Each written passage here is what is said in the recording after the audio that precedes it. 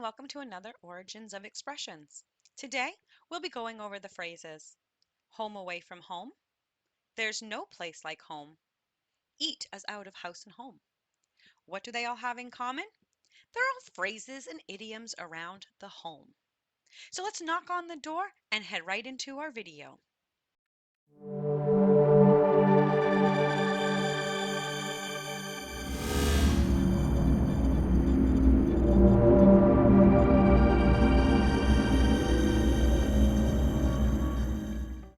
Home is a place we feel safe.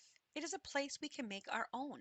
There is evidence that the human race has used naturally occurring features as shelter, a place to go and call home. As we have evolved into modern humans, we look at our home in a bit of a different way, not just as shelter from the elements, but instead as our home. We now fill our home with comforts, from what we use to what we see to what we do. Our home is very important to us. It makes us feel safe and warm. So, we have used these feelings to come up with idioms and phrases.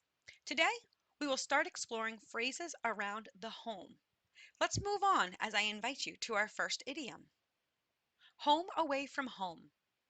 Home away from home means that there is a place that is not your home, but you feel just as comfortable there as you do in your own home. You might experience this when you visit a friend or a family, especially if they've been part of your life for a while. It's like home away from home. The phrase has been around since 1860s. It was first used as home from home for a hotel that was trying to showcase and market their characteristics of comfort.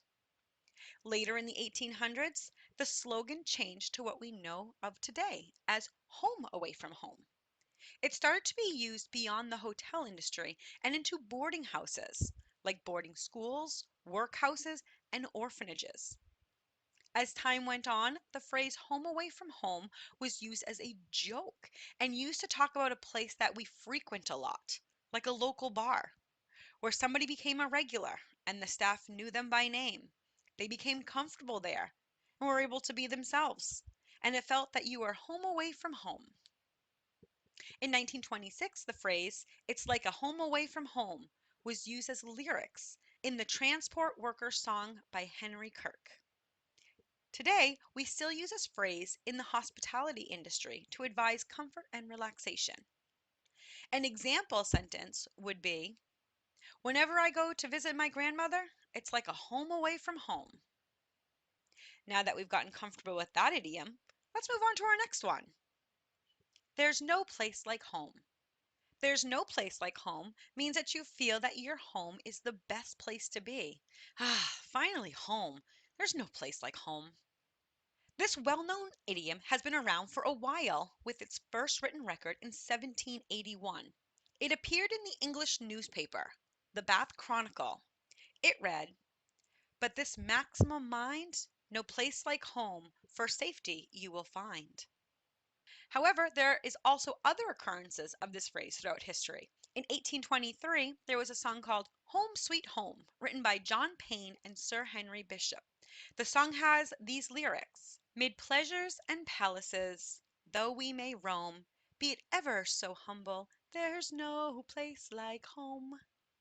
And of course, in 1939, the movie Wizard of Oz, when Dorothy clicks the heels of her ruby slippers together and utters the phrase, "There's no place like home, there's no place like home, there's no place like home." Today, we still use this phrase to express it is good to be in my home and that it's a place of comfort and relaxation. An example sentence would be, after a long business trip, it's nice to be back. There's no place like home. Well, let's let them relax at home while we move into our last phrase of the video. Eat as out of house and home. Eat as out of house and home means that the food and resources have been depleted. The football team has eaten us out of house and home. This phrase has been around for a while.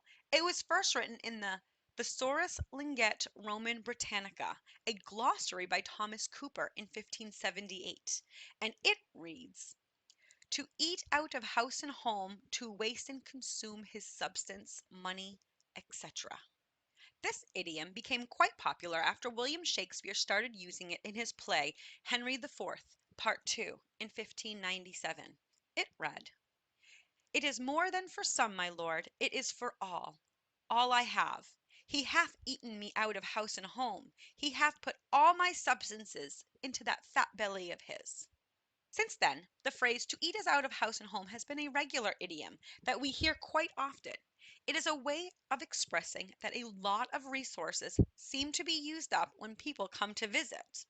An example sentence is, "He eats us out of house and home every time he comes to stay." Well, let's let him finish his meal, I guess, as we move on. Ooh, fun fact. Did you know why we see barns painted red? This is an interesting fact that we still pay homage to today. The history goes back to when North America was still being colonized. Many settlers lived on farms, but they did not have much money. However, there were still things that had to be done. One of the tasks was making sure their homes were protected from the weather. So they needed to come up with a way to protect the wood that they used to build their homes and barns without buying expensive paint.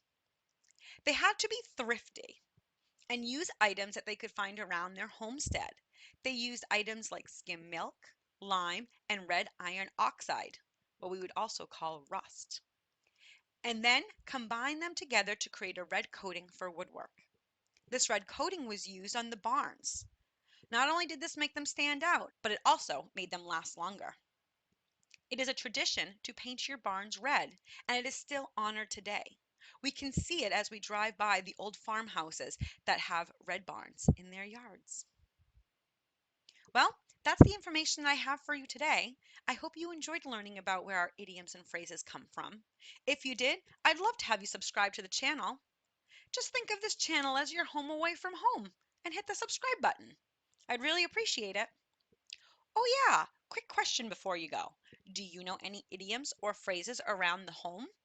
Maybe you know another idiom or phrase on an entirely different subject. I would love to see them. Leave them in the comments below. And if I use one of your phrases, I'll give you a shout out. Thank you again for watching and subscribing. I really appreciate your support. Until next time, bye.